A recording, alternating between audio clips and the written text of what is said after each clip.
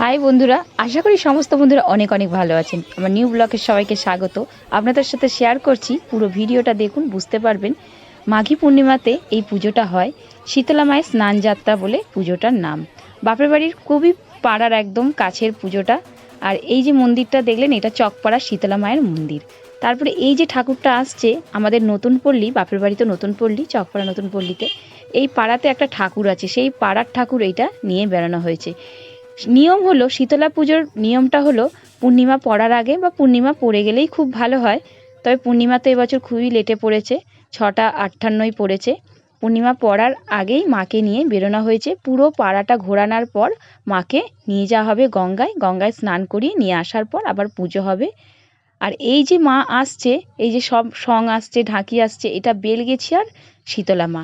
আমাদের এখানে অনেক আশেপাশে শীতলা মা আছে। সব শীতলা মাকেই এই মাঘী পূর্ণিমার দিন বের করানো হয়, স্নান করানো হয় গঙ্গায় নিয়ে গিয়ে। দেখুন কত সং আসছে।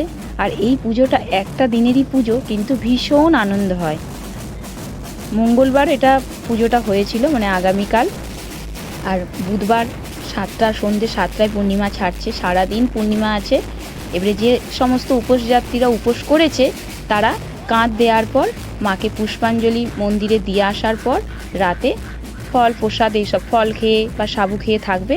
এবারে তারপরের দিন পূর্ণিমা তো থাকছেই, সবাই যারা উপোসযাত্রী পুজো দিয়ে আসবে, নিরামিষ খাওয়া দাওয়া করবে।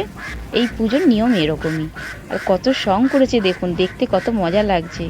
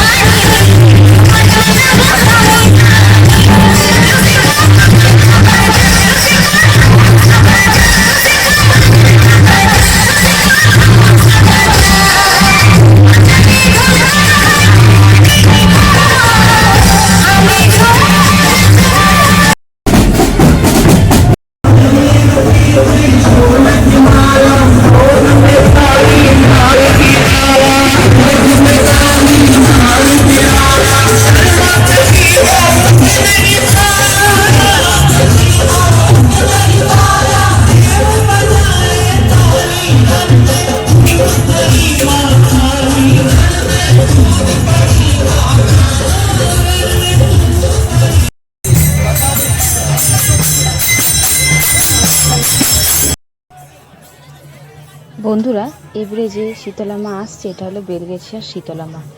সমস্ত উপোসযাত্রীরা কাঁধে করে নিয়ে মাকে আসছে। আমিও কিন্তু উপোস করেছিলাম, খুব ভালো করে কাঁধ দিতে পেরেছি।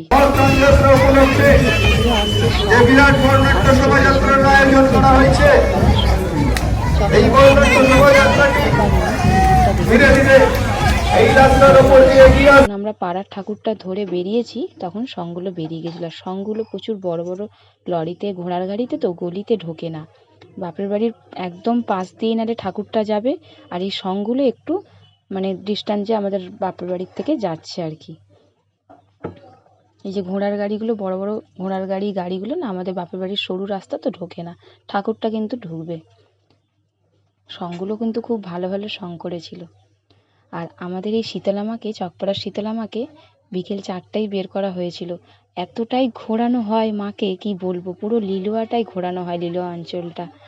আর যখন এই যে রাত, তখন বাজে 8:30, যখন নতুন পল্লীতে আমাদের বাপের বাড়ির পাড়াতে ঠাকুর ঢুকলো, তখন 8:30 ঘড়িতে বাজে। মানে কত ঘোরানো হয়েছে ভাবুন। এরপর মাকে মন্দিরে ঢোকানো হবে, সমস্ত গয়নাগাটি খুলে, সোনার তো পরে থাকে মা, তারপরে হাওয়া করা হবে, মাকে একটু রেস্ট দেওয়া হবে, পুজো করে আরতি করে মাকে নিয়ে এবারে গঙ্গার রওনা দেওয়া হবে।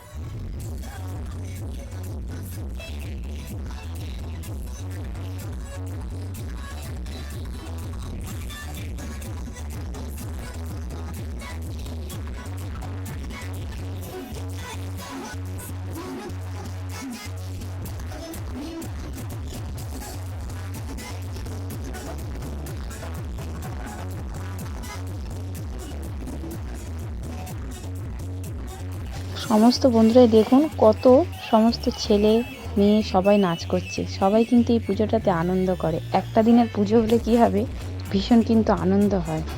একটা দিনেই একদম মজা। আর সমস্ত বাড়িতে আত্মীয় স্বজনরা আসে, খুব মজাও হয়।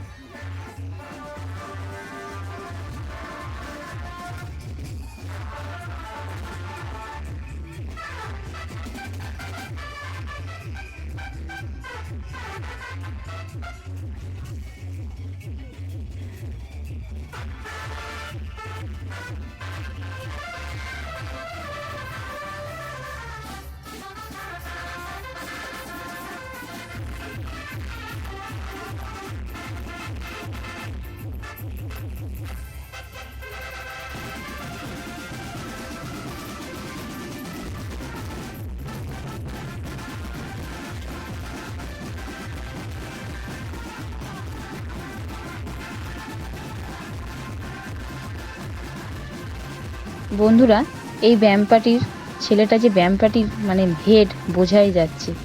কি সুন্দর মানে লাঠিটা দিয়ে লাঠির খেল দেখাচ্ছে, দেখুন কি ভালো লাগছে। প্রত্যেকটা ব্যায়াম পার্টি কিন্তু খুব ভালো ভালো করেছে। আর বন্ধুদেরকে রিকোয়েস্ট করছি, নতুন কোনো বন্ধুরা আমার চ্যানেলে আসলে চ্যানেলটিকে সাবস্ক্রাইব করবেন, আমার পাশে থাকবেন।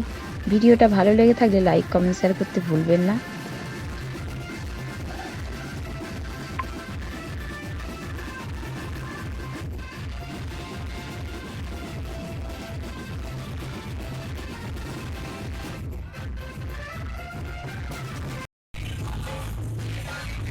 কত সুন্দর কালী সেজেছে দেখুন। এগুলো কিন্তু ছেলে মেয়ে সেজেছে, কালী সেজেছে। কি সুন্দর কালী নৃত্য করে যাচ্ছে, ভালো লাগছে দেখতে। কত সুন্দরভাবে সেজেছে, কেউ বুঝতে পারবে না যে ওগুলো ছেলে বলে।